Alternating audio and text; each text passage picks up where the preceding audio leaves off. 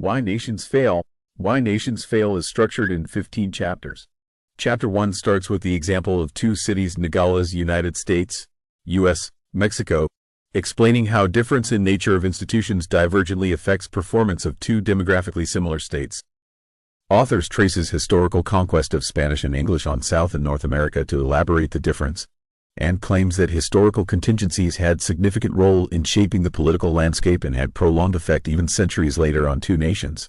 Acemoglu and Robinson, 2012, page 21. Further, they illustrate that sound institutional platform has brought economic progress in the United States, whereas colonial legacy and its authoritarian politics has restricted entrepreneurship, weakened property rights, and discouraged ideas in Mexico. Acemoglu and Robinson, 2012, page 53. In pursuit of further explaining the role of institutions and governance, authors put forward different theories that exemplifies geography, cultural, and ignorance as decisive factor in outcome of nation. Progressively, each of these hypotheses is refuted by the authors.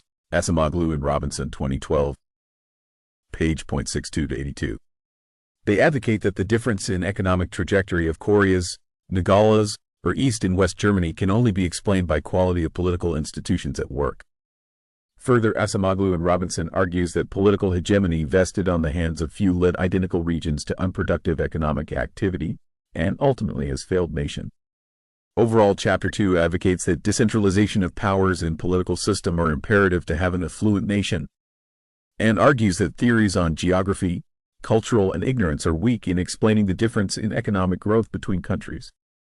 Chapter 3 begins with history of political institutions operating in North and South Korea, and claims that economic prosperity in South Korea, unlike North, is complemented by inclusive economic institutions. However, authors acknowledge that some nations prospered under extractive institutions by allocating resources into short-lived productive ventures, but render limited social benefits. Acemoglu and Robinson, 2012, page 88 to 98.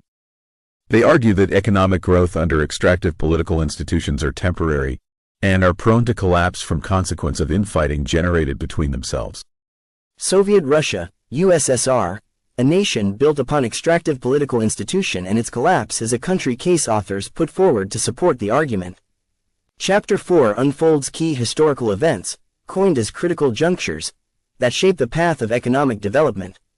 It builds up analysis on the critical juncture like bubonic plague catastrophe, 1346 AD, originated from China, and illustrates political and institutional change that ascended from shortage of labor due to spread of the catastrophe.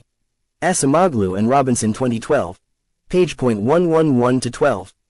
As a whole, chapter underscores that small institutional change in the historical juncture magnifies over the time, and as a result nation grosses diverse path of development. Chapter 5 highlights the evolution of USSR under Stalin and Gosplan's 5-year plans, and advocates that demise of USSR was result of extractive institutions and inefficient allocation of resources. Acemoglu and Robinson, 2012, page 141 to 147. Aligned to the case, they make a bold statement that China is on the same trajectory and its fate is no different from USSR. Authors also examines the evolution of tribes Bushongs and Lilis, separated by a river, and explains that institutionally weak Lele were poor and disputed, whereas the Bushong were rich and had advanced technologies. Overall, chapter reiterates the notion of economic growth and extractive institutions, and advocates that economic growth under extractive institution is not sustainable. Chapter 6 outlines homogeneous characteristics that Venice and ancient Rome, Ethiopia and Mayan city-states shared in their evolution pattern, and explains how extractive nature of political institutions led them to failure. However, authors acknowledge that there were times when those states had some degree of inclusive institutions that provided incentives for growth. But when authoritarianism shadowed the system and elites illicitly used the power, conflicts emerged and the downfall of the societies began. Acemoglu and Robinson, 2012, page 168 to 171. Chapter 7 begins with case projecting regressive thought of ruling elites in England who feared creative destructions. It then highlights the history of England from signing of Magna Carta to failed absolutism of Stuart King. Overall, chapter underscores inflection point of England from extractive institution to more inclusive institutions with vivid illustration of glorious and industrial revolution. Not all nations learned from the Industrial Revolution of England, neither they followed the path of rapid development till distant future. In Chapter 8, authors explain that it is due to the critical juncture in the history which lead minions of Ottoman Empire to be relatively poor for centuries and abstained them from growth. Revolt against influential never grew so strong in the Ottoman Empire, and neither there was environment for inclusive institutions. Ottoman Empire feared the possible uprising from technological adaptation, so instead of embracing the change they restricted it, and same was case with countries akin China, Spain, Russia and Hungary. Acemoglu and Robinson 2012. Page .230 to 236. Beginning of Chapter 9 emphasize exploitation and underdevelopment of the Southeast Asia in 17th century. It talks about genocide of Spice Islands, and East India Company's contract of Ambon. Later most part of chapter draws attention on one of the important theory in economics, dual economy model, by Sir Arthur Lewis. Authors argue that dual economy is molded by colonization and it is a channel through which extractive institutions sustains. Acemoglu and Robinson 2012. Page .299. Chapter 10 describes variegated evolutions of different countries, from establishment of institutions and political system in Australia, revolution and introduction of inclusive institution in France to westernization of institution in Japan. Authors connect similitude in evolutions of these countries to conclude that they embraced inclusive institutions, progressively invited industrialization and enabled development. Acemoglu and Robinson 2012. Page .316. Conversely, author advocates that some countries confined themselves to absolutism and monopoly and suffered repercussion of social inequality and regressive growth for long time. Chapter 11 is about virtuous circles, chains of events that strengthens itself through feedback loop. Authors advocates that presence of inclusive institutions enables virtuous circle to initiate positive feedback and restrain elites from overpowering. Chapter cites an example of Black Act of 1772 in England, Acemoglu and Robinson 2012, page .345, the case that created a wave of positive cycle-forming mechanism for right to vote and warranted level playing ground for prosperity. Similarly, author briefs about the negative feedback loop and iron law of oligarchy in Chapter 12. With multitude of cases from Sierra Leone, United States, Ethiopia, Guatemala and southern part of United States. Authors claims that these countries had no power checks and thus ruling elite had incentive for larceny. Author advocates that even in the case revolution dethroned the ruling elites, it is implicit from prevailed, iron law of oligarchy, that a new elite would just replace the ousted and continue the appropriation.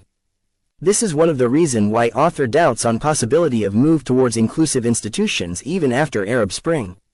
Chapter 13 starts with case of extractivism in Zimbabwe under Robert Mugabe and his cronies, and elaborates the consequence of similar extractive interventions in Stephen's Sierra Leone, Karimov's Uzbekistan and Kim Jong's North Korea. In one interesting case of Colombia, authors describes that failure of Colombia was due to consequence of failing to set up inclusive institutions, albeit it had democratic elections. Addition to brief country case of U.S. breaking the vicious circle, cited in Chapter 12, another example authors cites about breaking the mold is Botswana. In Chapter 14, endowment of natural resources, diamonds, did not create tussle over access of resource extraction and rent appropriation in Botswana. Authors claims that after colonial independence in Botswana, traditional elites and political party did not perform an extractive interventions at the cost of society because there was a perfect interplay between a critical juncture and existing institution. Acemoglu and Robinson 2012. Page .454. Initial part of Chapter 15 comes back to the changing reforms in China and its probable future analogues to USSR under continued restrictive regime. Authors then focuses on foreign aid and advocates that international institutions cannot engineer prosperity with structural loan and conditional grants, but growth has to come by reforming towards inclusive institutions and empowerment of people. Chapter cites numerous examples on failure of foreign aid, from funds channeled towards absolute regime in Africa to UN project of shelter restructuring in Afghanistan that unproductively smoked millions of dollars. Overall, chapter highlights that nation's success lies in market liberalization, inclusive institutions and understanding of real problem, not in foreign aid and extractive regimes. Review. The stated objective of the book is to advocate that countries differ in their economic success because of their different institutions. p. 88. Why Nations Fail is derived an extended version of Acemoglu and Robinson's academic paper, The Colonial Origins of Comparative Development, that was co-authored with Professor Simon Johnson of MIT in 2000. Although authors put on ambitious statement with deep facts supporting chronological events that shaped the institutions and trajectory of nation, but it is hard to agree on all of them. However, there are some important central themes that are interesting and convinces reader. Foremost, authors advocate that there are critical incidents in history of nation that lead to establishment of inclusive or extractive institutions or to be specific success or failure. Deep illustration of evolution pattern has enabled this book to make valuable contribution in evolutionary theory and economics. It is interesting to read those small steps towards democracy, when Western Europe landlord competed for services of surviving peasants after bubonic plague and landlord in Eastern Europe cloistered themselves against contagious effect of labor shortage. In similar fashion, it is informative to go through the post-journey